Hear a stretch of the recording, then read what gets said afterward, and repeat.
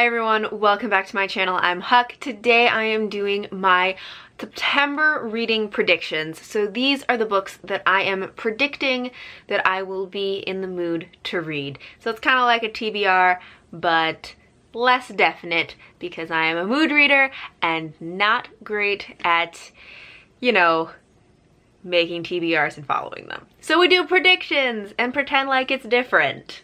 So I have quite a few books here that are on my predictions list. There are a few that I'm definitely going to get to this month, and then there are a whole bunch that are like, maybe if there's time.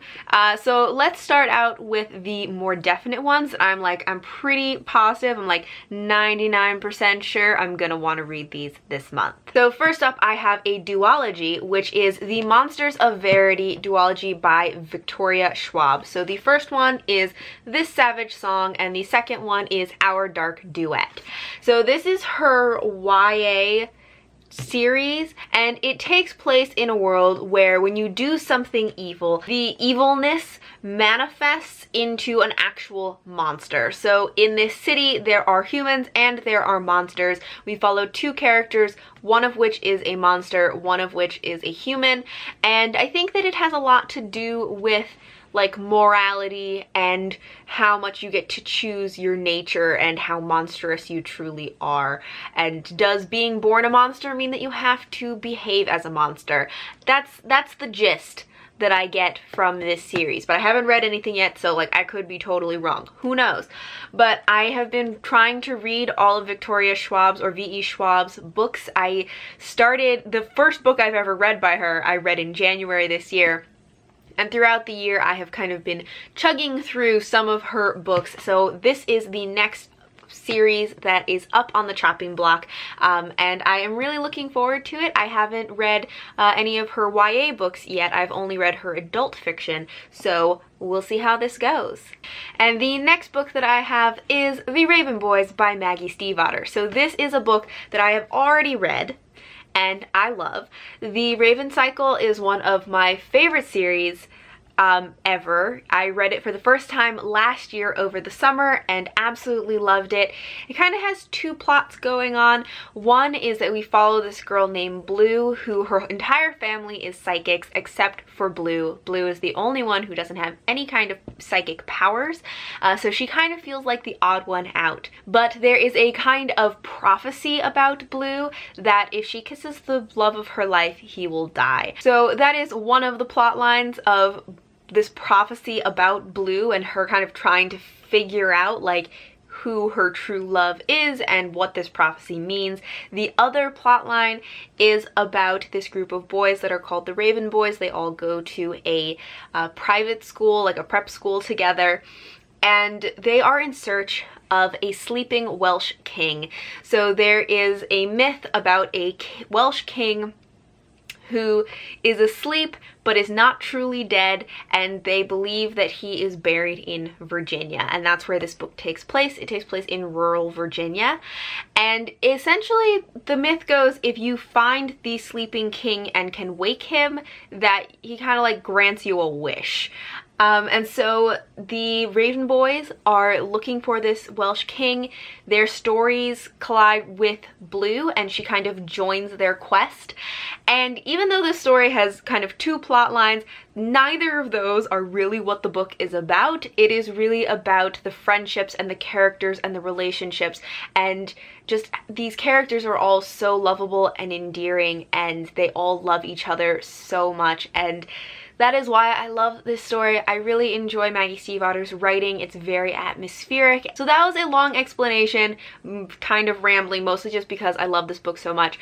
Pretty much, I love it. I read it last year over the summer. It's very atmospheric, as I said. It has really good summer vibes because a lot of it happens during the summer, but it is also kind of like eerie, spooky feeling atmosphere as well, so it also has good fall vibes. So I've been wanting to reread it, but I wanted to wait until the fall to start rereading this series. I'm hoping to just binge it in September and October, so I'm planning to read at least the first book in September. Alright, so those are all of the books that I am pretty positive I'm going to get to in September. Now we're on to the books that are a little more like, maybe I'll get to them, maybe I won't, but hopefully I will. The first one that I have here is Druids by Morgan Llewellyn. This one I actually don't have much to say about. I have no idea what it's about. I know it's about druids, that's about it. Because this one was suggested to me by Goodreads because I like the Seven Water series by Juliet Marillier, and this one apparently is similar in some way.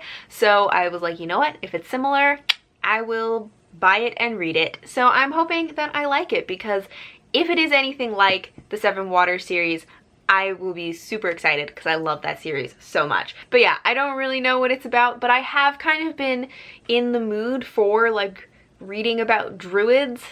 I don't know what kind of mood that is, but that's the mood that I've been in. So I think that I will try to get to this one in September, and hopefully I like it. Next up, I have a book that was on a previous predictions video, but I did not end up reading. So we'll see if it happens this time around, which is The Wicked Deep by Shay Earnshaw. So this one, I think I was planning to read it a couple of months ago and I never got around to it, so we're gonna try again this month. If I don't do it this month, it'll probably show up in another future predictions video. We'll find out.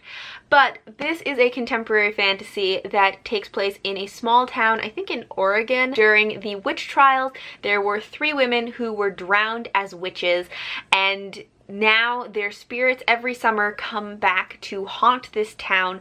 They take over the bodies of young girls who live in the town and use the bodies to lure boys to their deaths. In this story, we follow our main character, I think Penny is her name. Yes, Penny.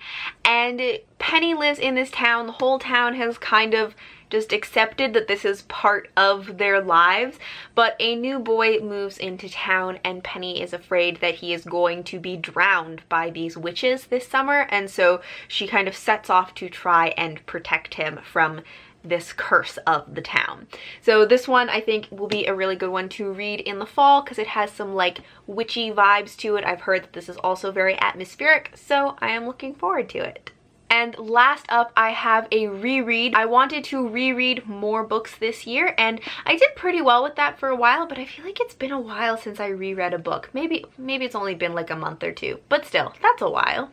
Anyways, I want to reread Wolfskin by Juliet Marillier. This one is more of a Viking-based historical fantasy, and Juliet Marillier, one of my favorite authors, and I read this series a very long time ago. It's a duology, and this is the first one, obviously, and I wasn't the biggest fan of this series when I read it the first time, but I read this probably like 10 years ago, maybe more, and my reading taste has changed a lot. And also from rereading the Seven Water series, some of the books that had been my least favorite from the Seven Water series are now some of my favorites from that series. So I kind of want to reread all of her books and see what I think of them now that I am older and that my reading tastes have changed. So I wanted to start again with this series, and hopefully that I will like it more this time around. So that is all for my predictions for what I will be reading in September.